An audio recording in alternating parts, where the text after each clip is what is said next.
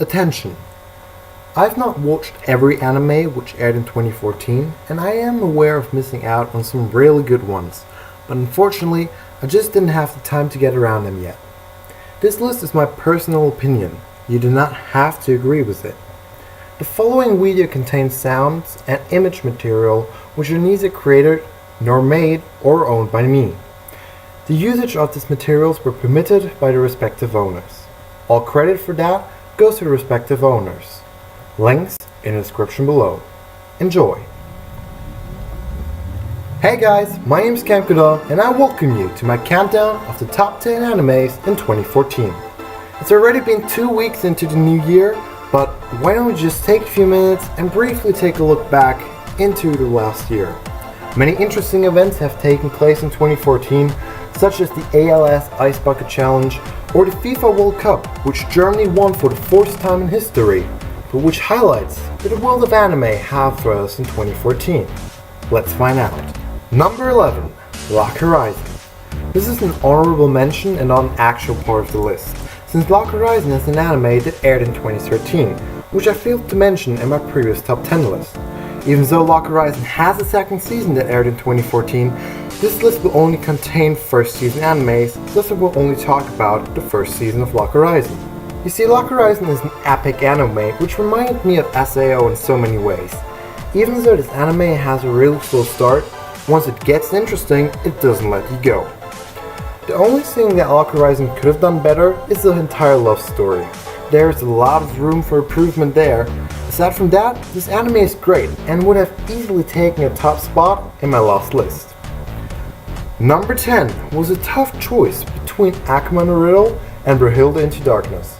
Both animes had a great cast of characters and interesting plots. However, only one of both could make it on the list, which is none other than Akuma no Riddle.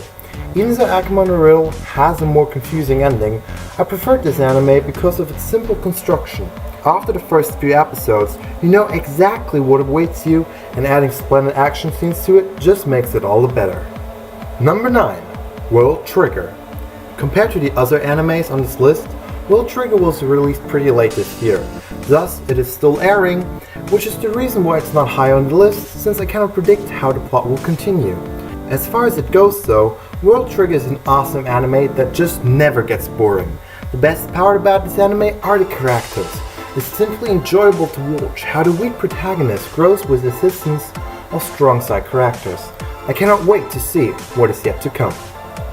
Number 8. The Irregular at Magic High School. Unfortunately, this anime had too many flaws to make it higher on the list. Mainly these were a ridiculous OP protagonist and a disturbing love story between him and his younger sister.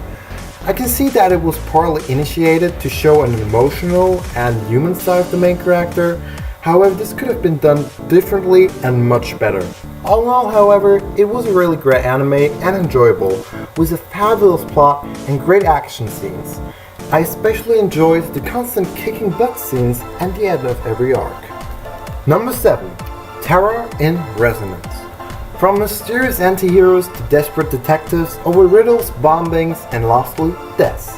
Terror in Resonance provides us with a certainly unique and outstanding plot, compared to most of other animes in 2014. The anime is simply marvelous in its own way, not to mention the awesome animation and the realistic art style, which just adds more to the plot's intensity. Now you might be wondering why such a spectacular anime is so low on my list. The reason is simple: such dark and sad kind of animes are not really my cup of tea. However, I must admit that this anime did get me excited over many things and was really enjoyable except for the ending. Number 6. One Week Friends. Probably the exact opposite of Terror in Resonance. Even though this anime does contain some sad moments, it's mostly a bright and touching slice of life romance story. Ever since I read the summary of the anime, I've been really looking forward to it, since the plot seemed really interesting. And I clearly was not disappointed. The characters are damn likable, most of all the protagonist. I find it remarkable that he brings up the courage every week to ask his crush anew whether they can be friends, even though she unconsciously entirely forgets about him at the end of every week. This was a heartwarming anime with lots of plot twists and a great concept. It's definitely worth watching. Number 5. When supernatural battles become commonplace. Another great slice of life anime of 2014. What I like most about this anime is the supernatural aspect added to the plot. It's a simple, yet fulfilling change that sets this anime apart from other slice of life animes. The plot is filled with great characters which have supernatural abilities, who do nothing more than live their everyday lives and every now and then put their powers to test. Much to my enjoyment, even though this anime has a male protagonist, who's surrounded by a large cast of female characters, this anime does not turn out to be a harem. I just couldn't help myself taking a liking in this anime. Number 4 is none other than Hamatora the Animation. First of all, hats off to the animating studios of Hamatora. Bringing out 2 seasons of new anime in just 1 year? That's remarkable. But not only did the animating studios do a great job, the story plot of this anime is simply amazing. This anime is very hilarious at times, and certain episodes simply cannot be taken seriously, which is super entertaining. However, don't let the constant puns and jokes blind you from the actual plot. You especially don't want to miss the ending of the first season because it is epicness to the finest. In my opinion, Hamatora was the best supernatural anime of 2014. Number 3. Haikyuu. This anime was more than a compensation for me to overbridge the time until the start of Kuroko no Basket, the 3rd season. Haikyuu was a marvelous sports anime which got me excited to try out volleyball during PE lessons. Aside from that, Haikyuu has a great cast of characters, and as all sports animes I like most, a already pretty strong team which gets even stronger by adding amazingly talented freshmen to the experienced third years. This mix always promises epic matches, great plot twists, and amazing character development, which is why Haikyuu is not only my number 3 on the list, but my favorite first season sports anime of 2014 as well. Number 2. No Game, No Life. Now you might be wondering why such a nearly flawless and mind-blowing, exciting anime as No Game No Life is not the top of my list. Reason is that No Game No Life is not a complete anime. It has an open end which is by no means bad and lets us await the possible second season of more greatness. However, sometimes an open end simply cannot compete with a wonderful, touching and fixed ending. Aside from that, the anime has one major flaw, which I realized somewhere in the mid-episode. Every now and then, the characters in No Game No Life play games which also exist in real life, such as scissors, paper, stone or chess. The problem is, the anime takes it for granted that the viewer is familiar with the games, and hence does not explain the regular rules.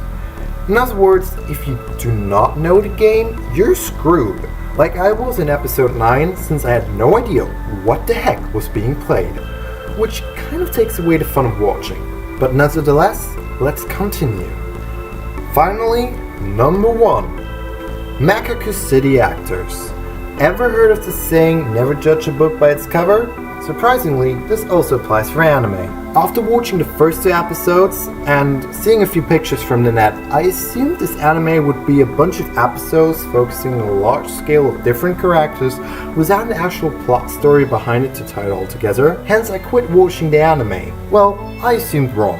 And luckily friends convinced me to continue watching it, and I'm glad I did.